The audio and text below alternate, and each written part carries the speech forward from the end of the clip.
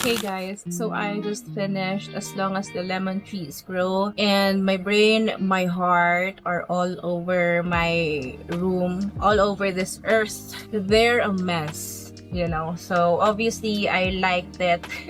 It's a 4.75 and you will understand why I have like the 0.25 reluctance on rating this book. By the way, hi, my name is May. I do reading vlogs, I do post about books, and I have this recent reading vlog where I read As Long as the Lemon Trees Grow, pero hindi ko natapos because it was a long vlog already because of my sharing of how I painted the edges. Let me show you. Naka-plastic na siya, binabalot ko kasi yung books ko para madali silang linisin. But this is how it looks like right now. It's sealed na, may tabs dito pero it's very much flat already kasi I don't wanna jeopardize how my painting looks like. So, naka-display lang siya dito.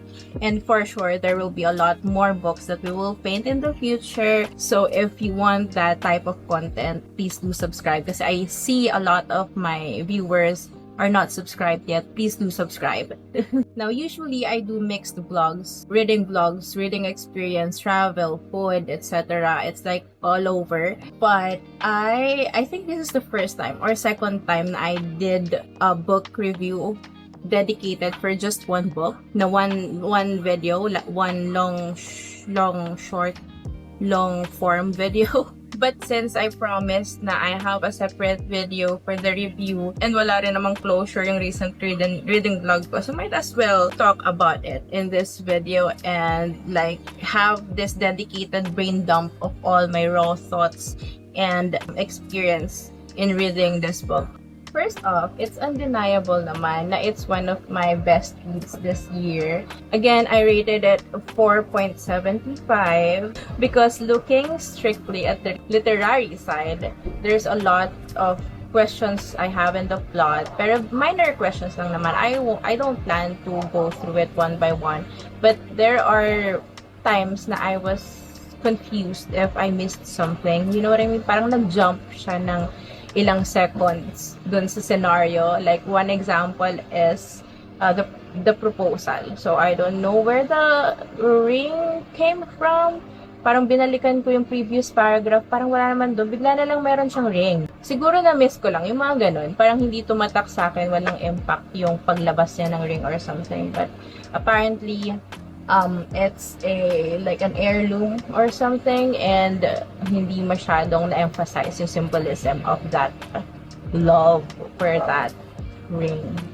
There are also a lot of repetitiveness in the book, and although that one kasi, I was gaslighting myself na we really need to repeat and repeat and repeat this kasi this is one big message of the book. Pero it doesn't mean na hindi din siya nakakasuya. So, yes, may mga repetitiveness, but, parang, wag mo na lang damahin. I also read some reviews here kasi sobrang nagustuhan ko siya. Hindi ako makapaniwala na nagustuhan ko siya. So, I read some negative reviews and there's two na tumatak sa akin. One is yun nga, repetitiveness, and number two is the sudden shift of historical fiction to romance. It's not necessary na may romance. How it resonated with me is it's a sign of hope. It's a sign of hope. Relying to people, falling in love with people, and staying with people. People changing your mind. People inspiring you, making you more courageous. You know what I mean? That part na insta-love, I agree na may insta-love, pero ano pa pakialam natin kung na-in love sila agad sa isa't isa? Nangyayari rin naman yan sa totoong buhay. I also am not a fan of like insta-love, pero may magagawa ba tayo kung na-in love sila sa isa't isa? I don't feel in my heart that it's a perfect book, but it was very impactful for me. And I also felt like there is a bit of a lacking information about the Syrian Revolution, because when I picked up the book, I was expecting to learn more about the Syrian Revolution, pero it wasn't that kind of book. There's not a lot of information about the Syrian Revolution here. It's more about the people and how they cope, how they survived, what are the options they had during that time, and what options did they actually chose. Ito yung more of the people, not the actual information about the revolution. But it's also like people focus and culture focus. There are a lot of repetition about the hijab, about the kanafe, about the yung mga ganon. Parang there's also representation of their culture as well. Pero it also urges you to research, to actually do an actual research. So, kaya ko nalaman na it started in 2011 and it spanned until 2024. And the whole time, wala akong alam. Nakikita ko lang sa news but I don't have further information about it. So this book is also like a trigger for me to actually do actual research in real life and to be more aware of what's happening around the world, or at least in one particular part of the world.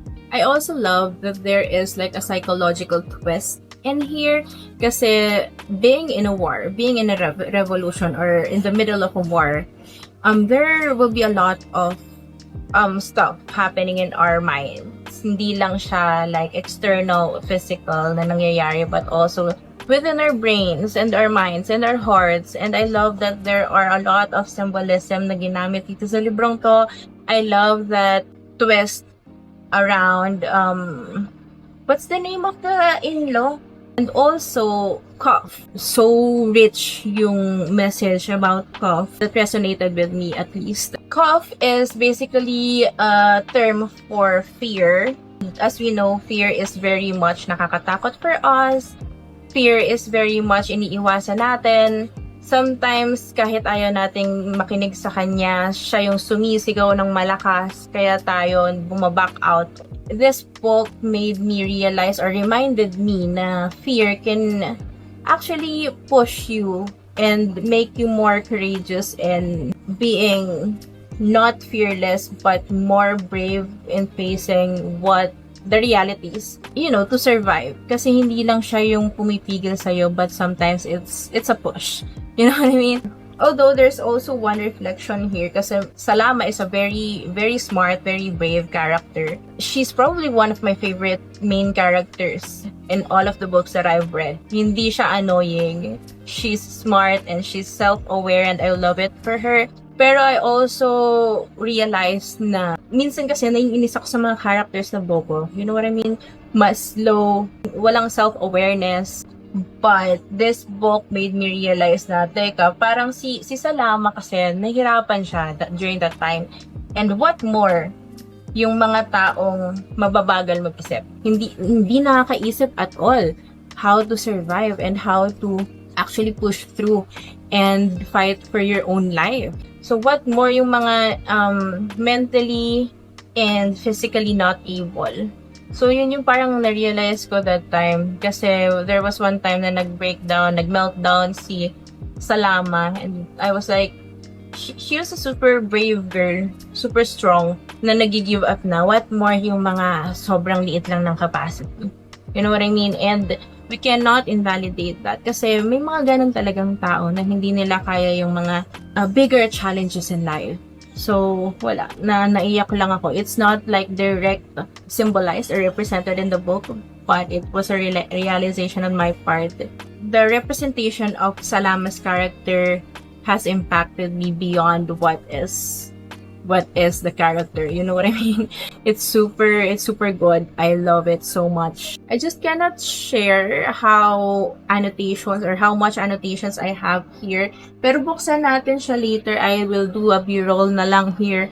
But I have a lot of notes, a lot of highlights, tabs, and I really love this book. I was thinking of giving it away, pero since it has a lot of impact on me, I want to keep it with me a bit longer. Anyways, that's all that I can share with you now. I don't know, I for sure have a lot more. Wala kasi akong notes, wala akong script. I just want to yap, blab, whatever. That's all I can think of right now. But if you have read this book, comment below what are your thoughts, bakit nagustuhan niyo siya or bakit hindi niyo siya nagustuhan. And if you want to read it also, and you want a budol from me, I have a link below.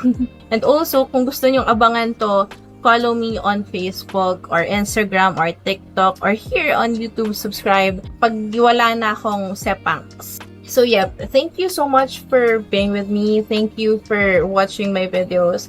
I hope you're still here in the next vlog, but I will have a weekly reading vlog as always. So see you there. Thank you. Bye.